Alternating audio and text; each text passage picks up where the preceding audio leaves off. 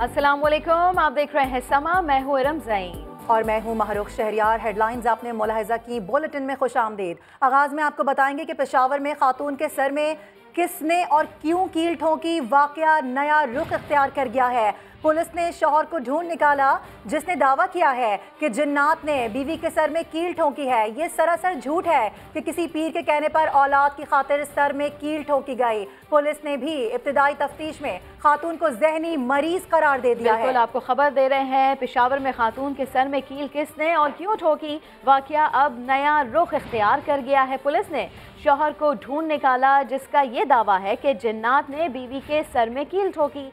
ये सरासर झूठ है कि किसी पीर के कहने पर औलाद की खातिर सर में कील ठोकी गई। और ऐसे में पुलिस ने भी इब्तिदाई तफ्तीश में खातून को जहनी मरीज करार दिया है। तो पेशावर में ये वाकया पेश आया था और ऐसे में पुलिस इस शौहर को ढूंढ रही थी जिस खातून के सर में कील ठोकी गई थी। तो अब उस शौहर को ढूंढ निकाला है पुलिस ने और ऐसे में शौहर ने यह दावा किया है कि जिन्नात ने बीवी के सर में कील ठोकी। ये सरासर झूठ है कि किसी पीर के कहने पर औलाद की खातिर सर में कील ठोकी गई। पुलिस ने भी इब्तिदाई तफ्तीश में खातून को जहनी मरीज करार दिया है। समाने जब मामला उठाया 2 रोज़ कबल तो उस वक्त ये बातें सामने आ रही थी कि औलाद की खातिर बिलखुसूस ये बताया जा रहा था कि लड़के की खातिर, क्योंकि ससुराल वाले चाह रहे थे कि लड़का पैदा हो और आमिल के कहने पर उन्होंने ये तमाम तर जो सूरत हाल हम आपको दिखा रहे हैं ये सब कुछ हुआ। लेकिन अब ये वाकया नया मोड़ इख्तियार कर गया है। क्या कुछ हुआ है इस रिपोर्ट में आपको दिखाते हैं। पैदा करने के लिए किसी आमिल ने ये कील ठोक दिया ताकि और उसके बाद इसको औलाद नारिंदा हुआ है। ये सरासर गलत है, झूठ है।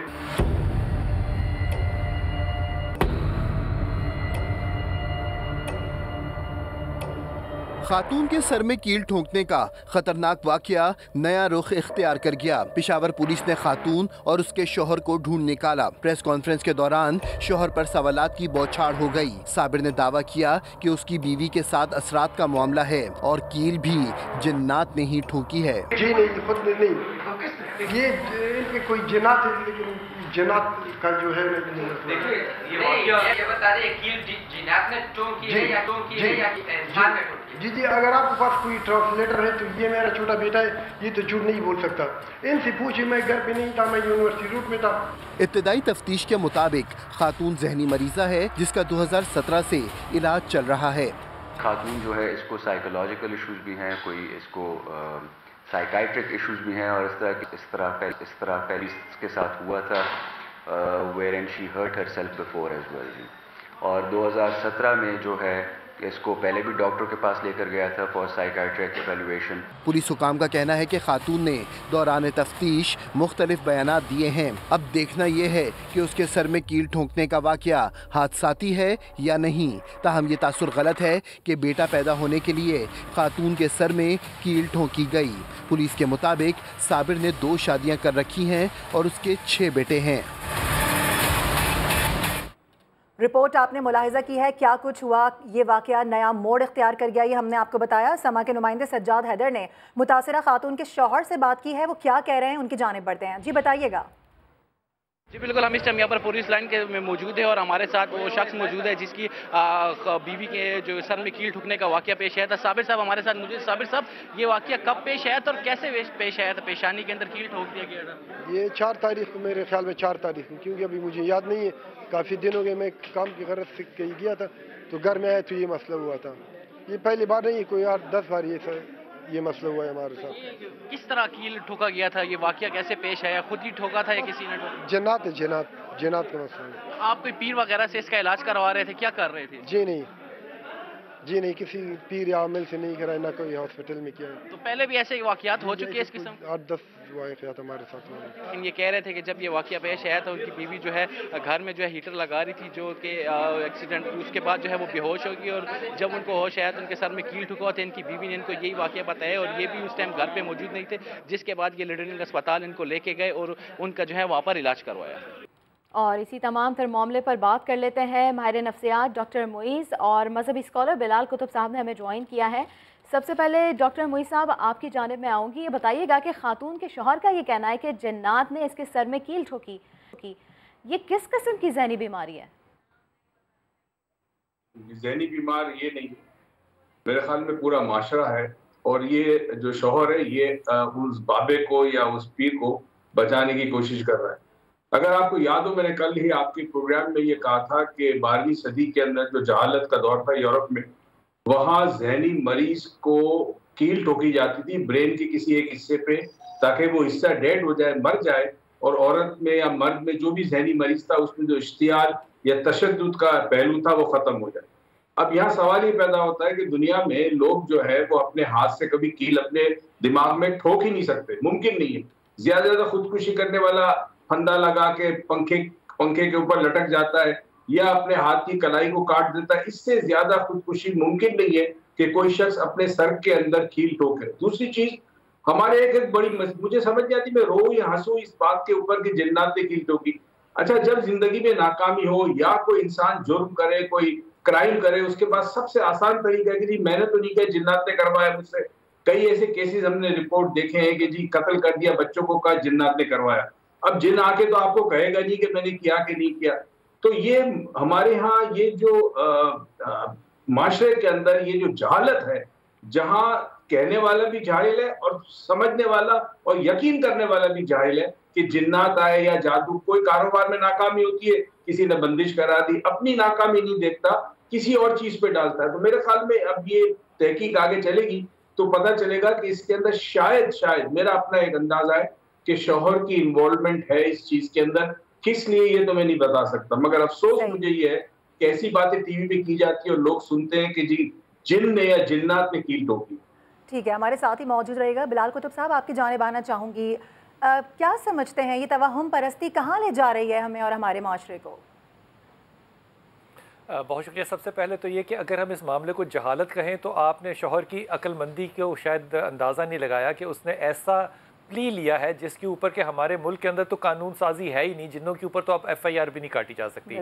इसलिए पहली डिफेंस तो इंतहाई काबिल और जहनी तौर पे एक बड़े इंटेलिजेंट आदमी ने की है। लेकिन डॉक्टर साहब जो मोइज़ भाई जो अभी बात कर रहे थे तो बड़ी काबिल गौर है कि जो angle of penetration of nail into the head है वो नामुमकिन है कि कोई शख्स जो है वो खुद कर ले, वो बाहर से ही करना है।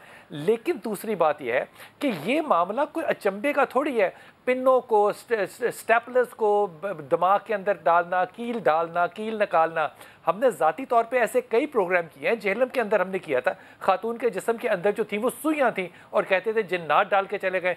जब इन्वेस्टिगेट किया और पता चला कि वो एक मोहब्बत का मामला था और मोहब्बत की टेंशन लेने के लिए और डॉक्टर साहब को मिलने के लिए ताकि वो पिन्ने निकाल सके, वो खातून अपने जिस्म में पिन्ने डालती थी और डॉक्टर साहब बुनियादी तौर पे सप्लाई करते थे पिन्नों को। मामला यूँ है कि ये सारा हो क्यों रहा है? अगर इसको जादू कहा जाए तो कुफर है, और कुफर जो है वो इस माशरे में कायम हो और हराम चीज़ जो सूअर है या सूद है वो जायज़ हो। ये कन्फ्यूजन दूर करने के लिए मेरे ख्याल में हमारे उलमा को एक बहुत क्लियर कट स्टांस लेना चाहिए ताकि इस पे भी कानून साजी हो सके। लेकिन गौर फरमाइएगा कि जय्यद उलमा के अलावा इसके ख़िलाफ़ कभी कोई स्टांस लेता नहीं है। जिस माशरे में पर्दा इतना ज़्यादा हो, जिस माशरे में नमाज इतनी ज़्यादा हो, जिस माशरे में हया के पैमाने बहुत आला हो, वहाँ अगर ख़वातीन की एक्सेस जो है वो बाबों तक है और वो उनको बेटे या उनके तक रसाई पा सकते हैं, तो मेरे ख्याल में माशरे की एक जो मजमूई ज़िल्लत है इसको मुनाफ़क़त से तशबीह देना ज़्यादा मुनासिब हो। बिल्कुल, बहुत अच्छा पॉइंट आपने उठाया है और यकीनी तौर पे आप बिल्कुल सही कह रहे हैं कि जब कुछ नहीं मिलता तो फिर एक ऐसे उस पर ठोक दी जाती है सारी चीज़ों को कि जिसका कोई मौजूद ही नहीं होता। वो जैसे कि जिन्नात के ऊपर इन्होंने बात कर दी है, अब ज़ाहिर है FIR तो उस पर कट नहीं सकती है। हमारे साथ मौजूद थे डॉक्टर मोइज़ और बिलाल कुतुब साहब, दोनों का बहुत शुक्रिया। आगे बढ़ते हुए आपको बताएं कि वफाकी काबीना के टॉप 10 वजीरों का ऐलान हो गया। वफाकी वजीर मुराद सईद की परफॉर्मेंस सबसे अच्छी, पहले नंबर पर आए। दूसरे पर असद उमर और तीसरा नंबर सानिया निश्तर का है। वजीरों की कारकर्दगी पर इस्लामाबाद में पुरवकार तकरीब हुई। वज़ीर आज़म ने बेहतरीन वज़रा को तारीफ़ी असनाद दी।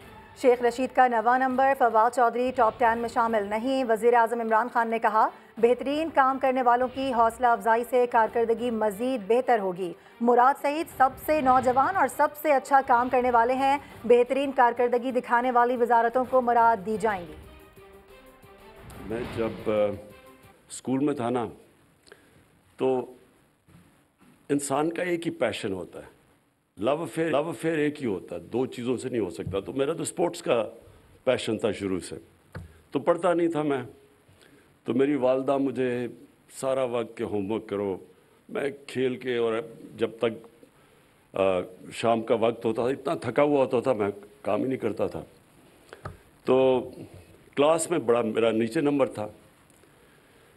तो फिर एक हमारा प्रिंसिपल आया, मैं 12-13 साल का था। उसने फैसला किया कि सारे स्कूल के सामने आपके मार्क्स पढ़े जाएंगे। तो जब मेरा नंबर पीछे आया, सारे स्कूल के सामने खड़ा होना पड़ा, मार्क्स पढ़े गए, वो उसके बाद मैं अपनी वालदा को कहता था कि मैंने होमवर्क करना है, और फिर मेरी पोजीशन ठीक हुई। तो मेरी मिनिस्ट्रीज़ का भी मैंने ये रियलाइज़ किया कि ये बड़ा ज़बरदस्त अपॉर्चुनिटी है कि सारी हमारी मिनिस्ट्रीज़ बैठी हों और सबको पता हो कि किसने काम कितना किया। और जब ये जितना हम इसको पब्लिसाइज़ करेंगे और इंशाल्लाह ये टीवी पे भी आएगा, तो ये इंसेंटिव्स मिलेंगे हमारी सारी मिनिस्ट्रीज़ को मेहनत करने की। कोई भी सिस्टम, कोई दुनिया का सिस्टम जिसमें सज़ा और जज़ा नहीं है, वो कामयाब हो ही नहीं सकता। और मैं मुराद सईद की कम्युनिकेशन मिनिस्ट्री को ख़ास तौर पे आज कॉन्ग्रेचुलेट करता हूँ कि ये टॉप पे आए हैं, सबसे यंग वज़ीर और सबसे बेहतर परफॉर्मेंसेस की। और फवाद चौधरी को टॉप 10 में ना आने का अफसोस है। कहते हैं कि इस बार जगह नहीं बना सका। काबीना के 10 वजारतों को बेहतरीन कारकर्दगी पर मुबारकबाद भी दी। उन्होंने कहा कि कारकर्दगी उन प्रोजेक्ट्स पर अमल दरामद से जांची जाती है जो वजारत वज़ीर-ए-आज़म ऑफिस को देती है। मैंने कुछ मंसूबों में रद्दो बदल किया है, मेरे ख्याल में ये मंसूबे अगली बार ज़्यादा सूदमंद होंगे। फवाद चौधरी को टॉप 10 में ना आने का अफसोस है। वो ये कहते हैं कि इस बार जगह नहीं बना सका। काबीना के 10 वजारतों को बेहतरीन कारकर्दगी पर मुबारकबाद भी दी। कहते हैं कारकर्दगी इन प्रोजेक्ट्स पर अमल दरामद से जांची जाती है जो वजारत वज़ीर-ए-आज़म ऑफिस को देती है। मैंने कुछ मंसूबों में रद्दो बदल किया है, मेरे ख्याल में ये मंसूबे अगली बार ज़्यादा सूदमंद होंगे। और वज़रा के लिए हुकूमत की जानिब से कारकर्दगी अवार्ड्स लेके नवाब ने अक्सर वज़रा की परफॉर्मेंस पर मिला जुला रद्द अमल दिया है। किसी ने सख्त तनकीद की तो कोई मुतमईन दिखाई दिया। मैं मुराद सईद की कारकर्दगी पे 100% मुतमीन हूँ। जो पहले मोटरवे बनती थी वो ज़्यादा खर्चे से बनती थी, अब पैसे कम लगे हैं। मैं इसको 10 में से 9 नंबर देता हूँ। बस असद उमर साहब को पढ़ाई के लिहाज से तो हम 2.5 नंबर देंगे, लेकिन कारकर्दगी के लिहाज से 0 नंबर देंगे। क्योंकि हमने जब इलेक्शन के जब कैंपेन चल रही थी तो हमने कहा था असद उमर से बड़ा कोई बंदा ही नहीं होगा। तो एज आ वज़ीर ख़जाना भी वो 0 रहे, और हल्के के लिहाज में तो CDA काम करवाता, उनको तो पता ही नहीं होता। अगर वो अपने हल्के में चले जाए ना E11 की तरफ, वही टूटी फूटी सड़कें जो आज से 5 साल पहले थी, इनके इक़्तिदार आने से पहले, आज भी वही हैं। 3 साल गुजर चुके हैं, 3.5 साल उसी तरह की सड़कें हैं। वहाँ पे ना कोई पानी का इंतजाम है, सड़कों में पानी उसी तरह खड़ा होता है। मेरे ख्याल में कारकर्दगी तो बिल्कुल ही सिफर है। महमूद साहब जब से वज़ीर ख़ारजा बने हैं, उन्होंने कोई ऐसा प्रोजेक्ट हमें दिए नहीं मुल्तान के लिए कि हम कह सकें कि भी मतलब है कि हमें उन्हें बहुत अच्छा वो किया। इससे बेहतर तो हम ये समझते हैं कि यूसुफ रज़ा गिलानी साहब जब हमारे वज़ीर-ए-आज़म यहाँ बने थे, उन्होंने इतने मेगा प्रोजेक्ट दिए, हमें बहुत अच्छा वो किया। ये शाह महमूद कुरैशी साहब का मुल्तान का पूरा हल्का है और बार बार ये मुंतखब होते चले आ रहे हैं, मुख्तलिफ हुकूमतों में भी रहे हैं। लेकिन यकीन जाने कि सच्ची बात तो ये है कि हम इनसे मुतमईन नहीं हैं, बिल्कुल कतई कोई हम मुतमईन नहीं है। इन्होंने कोई काम इनका कोई किया हुआ जो नज़र आ रहा हो। पूरे मुल्तान में मसला है सीवरेज का। सीवरेज जो है ना घर घर का मसला हो रहा है, घर घर टूट रहे हैं, बुनियादों में पानी जा रहा है, और इन शख्स को ना कोई वो है वो ख्याल नहीं है आवाम का। शेख रशीद साहब हमेशा से हुकूमतों में आते रहे हैं, लेकिन सिर्फ बातें बनाने तक उनका काम है। उनकी कारकर्दगी सिफर है बिल्कुल। आप पिंडी में जाकर देखें, लोग उनसे खुश नहीं हैं। शेख रशीद ने बहुत अच्छे काम किए हैं, स्कूल बनवाए हैं, कॉलेज बनवाए हैं, और काफ़ी जो है ना इन्होंने हर गरीबों के लिए बेहतर किया है। कारकर्दगी की बात की जाए, चाहे वो वजारत रेलवे हो, चाहे वो वजारत दाखिला हो, तो मैं उनको 10 में से 0 नंबर दूंगा। और अब जिक्र लंदन गए मरीज का, जिसके सीढ़ियां चढ़ने की वीडियो खूब वायरल है। साबिक वज़ीर-ए-आज़म नवाज शरीफ को बिल्डिंग का जीना चढ़ते देखा जा सकता है। वज़ीर-ए-आज़म इमरान खान ने भी अपनी तकरीर में लीगी कायद को तनकीद का निशाना बनाया। ये रिपोर्ट देखिए। मैं तो इंतजार कर रहा हूँ आप पाकिस्तान आए, प्लीज पाकिस्तान आ जाए। जहाज की सीढ़ियों से फ्लैट की सीढ़ियों तक नवाज शरीफ की इलाज कहानी में नया मोड़। साबिक वजीर आजम की एक और वीडियो वायरल हुई है जिसमें वो किसी बिल्डिंग का जीना चढ़ते नजर आ रहे हैं। सोशल मीडिया पर सवाल उठाया जा रहा है कि दिल का मरीज इतनी मुशक्कत कैसे उठा सकता है। गुज़िश्ता हफ्ते नवाज शरीफ की लंदन से 425 किलोमीटर दूर मैनचेस्टर के करीब फैक्ट्री के दौरे की वीडियो भी सामने आई थी। वजीर आज़म इमरान खान ने भी वीडियो पर तनकीद की। वो जो इलाज करवाने गया था अपना बाहर, एक मुजरिम कहता जी बड़ी दिल की बीमारी है, वो सीढ़ियों पे चढ़ता जा रहा है दिल की बीमारी के साथ, अपनी फैक्ट्रियां देख रहे जाके वहाँ। नवाज शरीफ पाकिस्तान में थे तो इतनी बीमारियां बताई गई थीं कि इमरान खान को हैरत हुई थी। हार्ट भी बुरा है, किडनी भी बुरी है, डायबिटीज भी है, कुछ प्लेटलेट्स, ये भी हमने नई चीज सीखी थी, प्लेटलेट्स। नवाज शरीफ की हालत पर काबीना में तशवीश की लहर दौड़ गई थी। हमारी कैबिनेट के अंदर जो औरतें थी वो रोना शुरू कर दिया उसकी शक्ल देख के। खौफ आ गया कि जी पता नहीं ये जहाज की सीढ़ियां भी चढ़ जाएगा या नहीं। मगर इमरान खान को हैरत का एक और झटका तब लगा जब नवाज शरीफ जहाज की सीढ़ियां बाआसानी चढ़ के बरतानिया पहुंच गए।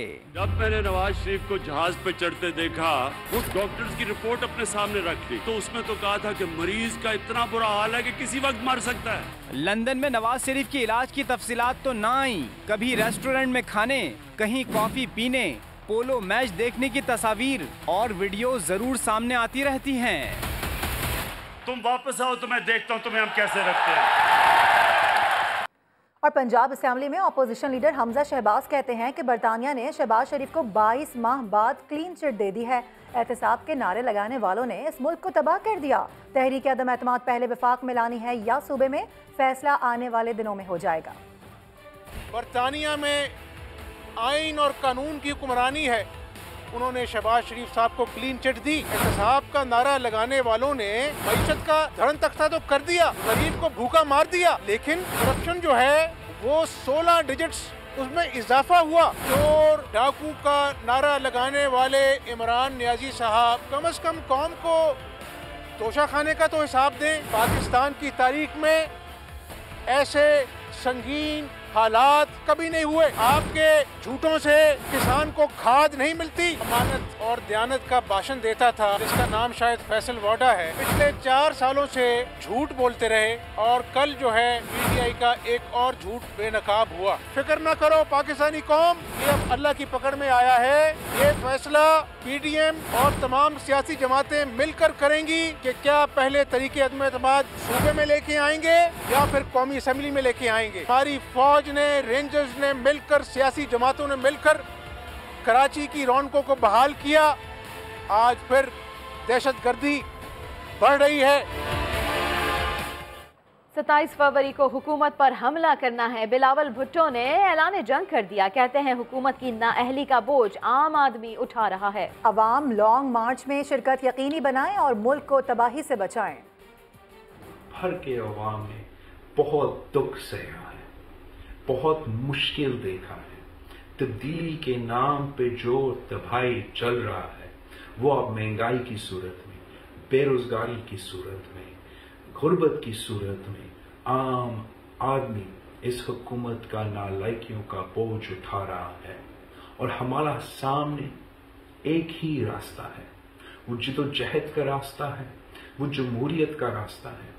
पाकिस्तान पीपल्स पार्टी ने फैसला कर लिया कि 27 फरवरी को हम लॉन्ग मार्च के लिए निकलेंगे। हमने ऐलान जंग कर लिया है। उम्मीद है कि पाकिस्तान पीपल्स पार्टी की 13 इस्माइल खान के कारकुन 13 फरवरी को तीर को लोकल बॉडी इलेक्शंस में डेरा में जितवाएंगे और फिर मेरे साथ हम मिलके शाना बशाना खड़े होके जिद्दोजहद करेंगे। लॉन्ग मार्च की सूरत में इस्लामाबाद पहुंचेंगे और इस हुकूमत पे हमला करेंगे।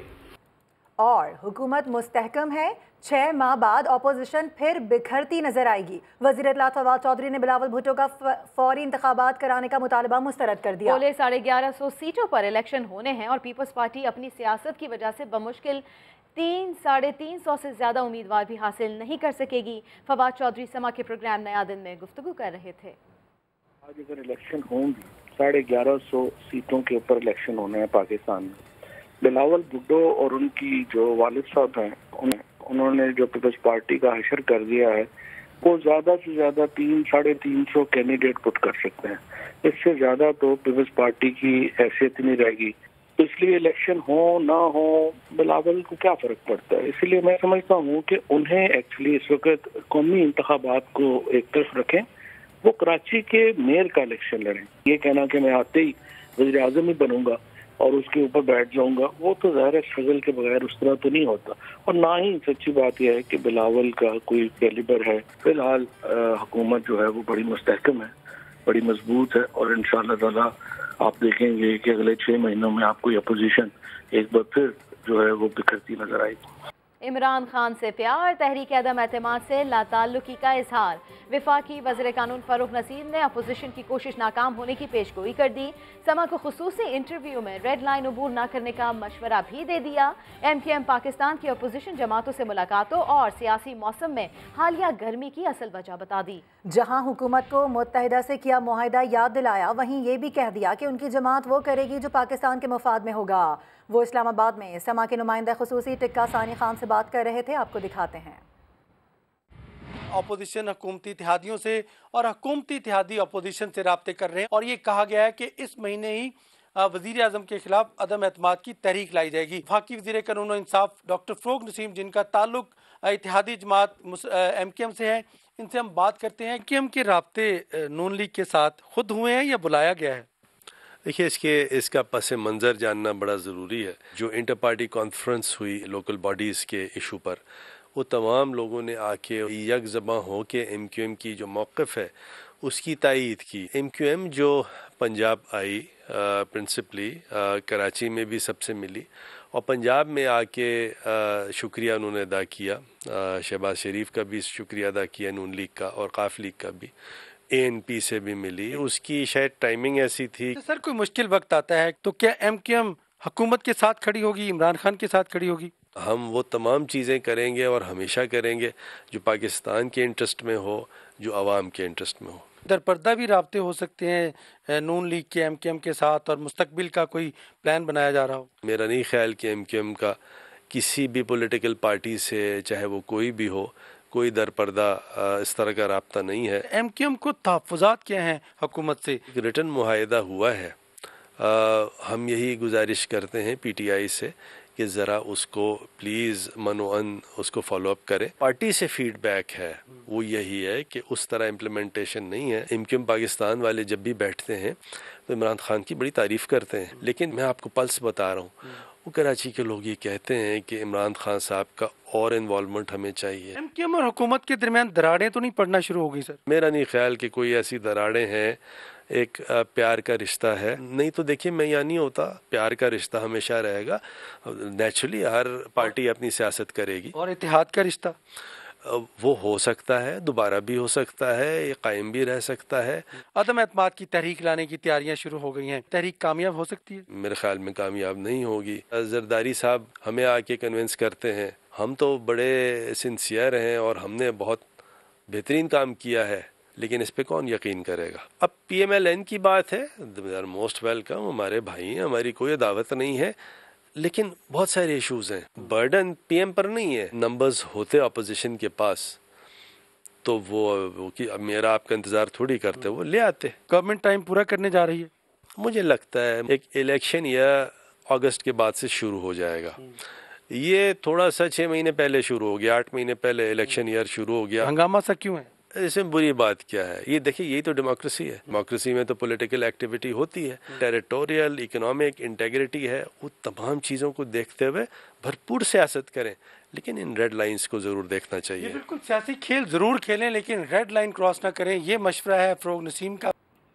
आगे बढ़ें, आपको बताएं कि साबिक वज़ीर ख़जाना इसहाक डार ने रुकन सैनेट का हलफ उठाने के लिए चेयरमैन सैनेट को ख़त लिख दिया है। इसहाक डार ने ख़त में दरख्वास्त की है कि बतौर सैनेटर वीडियो लिंक के ज़रिए हलफ लिया जाए। इसहाक डार की जानिब से ये मौक़िफ़ इख्तियार किया गया है कि कानूनी रुकावटें दूर होने के बाद बतौर सैनेटर हलफ उठाने को तैयार हूँ। बरतानिया में ज़ेरे इलाज हूँ, फ़िलहाल ज़ाती तौर पर नहीं आ सकता। बतौर सैनेटर वर्चुअल वीडियो लिंक के ज़रिए हलफ लिया जाए। उनकी जानिब से ये भी कहा गया है कि ये तरीका सुप्रीम कोर्ट में पहले ही ज़ेरे इस्तेमाल है। तो आपको ये बताते चले कि साबिक वज़ीर ख़जाना इसहाक डार ने रुकने सैनेट का हलफ उठाने के लिए चेयरमैन सैनेट को ख़त लिख दिया है।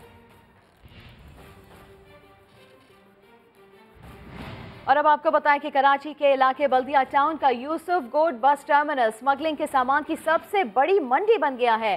पुलिस और कस्टम्स की सरपरस्ती में रोजाना अरबों रुपए की खरीदो फरोख्त हो रही है। इसी पर हम बात करेंगे। Chief crime reporter Ahmed Rahman Khan हमारे साथ हैं। अहमद रहमान खान, तहलका खेज खबर है, क्या कुछ स्मगल्ड हो रहा है, बताइएगा। जी देखें, छालिया से लेके टाइड्स हो, कपड़ा हो, कुकिंग ऑयल हो, बिस्किट्स हो, टॉफ़ियाँ हो, दूध हो, तमाम चीज़ें जो हैं वो इसके रास्ते बलूचिस्तान और फिर बलूचिस्तान से जो है वो कराची लाई जा रही हैं। बल्दिया यूसुफ गोड का जो बस टर्मिनल है वहाँ पर अरबों रुपए की रोज़ जो है वो ख़रीदारी की जाती है और उसके बाद उसको मार्केटों तक पहुँचा दिया जाता है। कराची की एक पाकिस्तान की जो कौमी ख़जाना है उसको नुकसान पहुँचाया जा रहा है। उसकी वजह यह है कि इन तमाम तर चीज़ों में कोई टैक्स शामिल नहीं होता, सिर्फ कस्टम हुक्काम की और पुलिस हुक्काम की जो है वो जेबें गर्म की जाती हैं और उसके बाद जो एक सिलसिला ये होता है वहाँ से बलूचिस्तान और स्मगलिंग के से ही ये होता हुआ कराची की इस बल्दिया यूसुफ गोड के बस टर्मिनल पे पहुंचता है और वहाँ पर एक होलसेल मंडी जो है वो आबाद कर दी गई है, जहाँ से होलसेलर्स की तरह जो है ये चीज़ें दस्तियाब होती हैं। बड़ी तादाद में इसको वहाँ पर ख़रीदार आते हैं, बाकायदा उन रक्शों में और उन सुजुकियों से यहाँ पे मुंतकिल किया जाता है सामान शहर के अंदर, जिनके महीने के पैसे जो है वो तय कर लिए गए हैं पहले से। कस्टम हुक्काम और पुलिस हुक्काम रास्ते में रोक कर उन गाड़ियों से तो चंद 100 रुपये लेते होंगे, लेकिन उसके अलावा महीने के पैसे जो है वो बांध दिए गए हैं। हमारे वहाँ पर रक्शे वालों से भी बात हुई है, हमारी वहाँ पर उन लाइन वाली गाड़ियों से भी बात हुई है, जो ये बताते हैं कि 4 से 4.5 लाख रुपए महीना रिश्वत जो है वो कस्टम के अफसरान को और पुलिस के अफसरान को जो है वो दे रहे हैं और तभी ये एक पूरा धंधा जो है वो चलाया जा रहा है इस इनलीगल स्मगलिंग के आइटम्स का, जिसमें छालिया के ऊपर जो है वो पुलिस और कस्टम वैसे तो बहुत दावे करते हैं कि कार्रवाइयाँ करने के, लेकिन जब हम बस टर्मिनल पे गए तो वहाँ पर खुलेआम ना सिर्फ छालिया को उतारा जा रहा था बल्कि कटाई का काम भी जो है वो वहीं किया जा रहा था। बड़े खुलेआम ये धंधा जो है वो चल रहा है। पुलिस की चौकी भी वहाँ पर बनाई गई है, लेकिन वो सिर्फ खामोश तमाशाई हैं, पैसे वसूल करते हैं और उसके बाद जो चाहे स्मगलिंग करके जो है वो वहाँ पर लाया जाए और उसके बाद उसको शहर की मार्केट में फ़रोख्त होने के लिए भेज दिया जाता है। ना उसका कोई ये मयार चेक किया जाता है कि जो कुकिंग ऑयल है, जो दूध है, जो और केक्स हैं, जो बच्चों की टॉफ़ियाँ हैं, उनमें क्या अज्जा इस्तेमाल किए गए हैं, कैसे वो बनाई गई हैं, कोई अज्जा चेक नहीं होते। कोई चेक एंड बैलेंस नहीं है। हमारे नुमाइंदगान सिर्फ खबर ही नहीं लाते, उसकी खोज भी लगाते हैं। अहमद रहमान खान हमें पूरी स्टोरी बता रहे थे, पूरा मामला बता रहे थे। उन्होंने एक स्टिंग ऑपरेशन भी किया है, क्या कुछ उनको शवाहिद मिल सके हैं अपने नाज़रीन के सामने भी रखते हैं। गाड़ी है आपके पास? हाँ गाड़ी तो है। 50 कर डाला गाड़ी में, कुछ पूछने वाला नहीं। और अगर 250 किलो लेते हैं आपसे तो रक्शे वाला क्या लेगा? रक्शे वाला 60-70 रुपये जिम्मेवारी पर। जिम्मेदारी क्या, उसकी लाइन है? पकड़ हो गया उसका नुकसान है, तुम्हारा कुछ नुकसान है। आप खुशहाल लेन वाला थे जो 100-150 रक्शे ले जा रहे हो तो लेन पर जा रहे हैं। क्या लोगे? कितने? अबे तो चर्च थोड़ी है भाई। लेन वाला गाड़ी 22,000 रुपये करोगी चल रहे नासिर। आप बोले रेट पता करें, आप तेल लेके जा रहे हो तो कुकिंग ऑयल है। हाँ कुकिंग ऑयल, आप बाइक पे 4 डब्बे ले जाओ ना। अगर आपको 600 से 700 रुपये यहाँ से बल्दिया के खर्चे नहीं है, आप तो कौन ले रहा है? पुलिस वाले ले रहे हैं। गाड़ी कस्टम को पैसा दे रही है, सब एक सुजुकी 4.5 लाख रुपये मंथली भर के चल रही थी। लोग माड़ीपुर के 6,000 रुपये ले रहे हैं आपसे उधर से। माड़ीपुर के 6,000 रुपये ले रहे हो? 5,000 रुपये किराया भाई, लेन वाली गाड़ी है। 5,000 रुपये? ये क्यों रेट क्यों इतने बड़े हुए? एक ने मुझे और बोले इतने ही, तकरीबन 5.5-6। भाईजान देखो झूठे पे होती है अल्लाह की लाइन। हमारा 90,000 रुपये गाड़ी का खाली खर्चा है महीने का। कितना? 90,000 रुपये? क्यों, क्या सस्पेंशन इंजन हर महीने डलवाते हैं क्या? नहीं यार, आप बात ही करें, हमारे बड़े सस्पेंशन इंजन आगे जो बड़े सस्पेंशन इंजन हैं जिनको देने पड़ते हैं अपने। पुलिस कस्टम लेती होगी ना। अभी क्या बोलूँ मैं आपको, अभी इस बात को आप समझ लो। अगर आप समझ 90,000 रुपये महीना देते हैं आप लोग? तो अहमद, ये ड्राइवर्स कह रहे हैं, गाड़ियों के ड्राइवर्स के पुलिस और कस्टम्स को वो लाखों रुपए रिश्वत देते हैं। ये सब गैर कानूनी काम हो रहा है, लेकिन कोई रोकने वाला नहीं है यहाँ पर। जी देखिए, अफसोस के साथ कहना पड़ता है कि जिन इदारों को कार्रवाइयाँ करनी चाहिए वो नुमाइशी कार्रवाइयाँ करते हैं और उसके बाद उन्हीं से जो है वो पैसे वसूल करते हैं और पैसे तय कर लिए जाते हैं। बाकायदा ये तमाम ड्राइवर्स वहाँ पर ये बता रहे हैं खुलेआम कि जी उन्होंने महीने जो है वो पैसे बांधे हुए हैं कस्टम से और पुलिस के, और उसके बाद वो इतने श्योर हैं कि हमने उनसे ये भी पूछा कि अगर सामान पकड़ा गया तो क्या होगा, तो उनका ये कहना है कि जी सामान पकड़ा गया तो नुकसान हमारा होगा, हम आपको तमाम पैसे दे देंगे। उनको ये पता है कि उनका सामान पकड़ा ही नहीं जाएगा। उसकी वजह ये कि उन्होंने महीनों के पैसे जो है वो बांध दिए हैं कस्टम से भी पुलिस से भी, तो वो बहुत खुलेआम अंदाज से जो है ये काम करते हैं। छालिया के ऊपर पुलिस और कस्टम जो है वो बहुत ज़्यादा रोक टोक करती है कि उसको शहर में फ़रोख्त ना होने दिया जाए। तो बस टर्मिनल में ना सिर्फ वो खुलेआम जो है वो बसों से उतारी जा रही है बल्कि उसकी कटाई का काम जो है वो वहाँ पर किया जा रहा है। उसमें कोई 15 के करीब जो है वो ख़वातीन जो है वो काम करती हुई हमें दिखाई दी, जो कि जो है वो उस छालिया को काट रही थी। तो ये एक पूरा माफिया जो है वो बन चुका है, स्मगलिंग माफिया, तो ये जिसको सारा गैर कानूनी काम यहाँ पर हो रहा है और सामान इसका पता लगाया। बहुत शुक्रिया अहमद रहमान खान आपका। और अभी अफसोसनाक खबर यह है कि कराची के इलाके बल्दिया कायम खानी कॉलोनी में डकैती मज़ाहमत पर नौजवान को कत्ल कर दिया गया। 21 साला काशिफ रंग करने का काम करता था। काशिफ घर की दहलीज पर फ़ोन पर बात कर रहा था कि मुलजिमान आ गए। मोबाइल फ़ोन छीनने पर मकतूल ने मज़ाहमत की तो मुलजिमान ने सर में गोली मार दी। लवाहिकीन का कहना है कि काशिफ 6 बहन भाइयों में दूसरे नंबर पर था। पुलिस के मुताबिक जाए वक़्वा से 9mm पिस्टल का एक खौल मिला है। वाक़े की मज़ीद तहकीकात की जा रही हैं।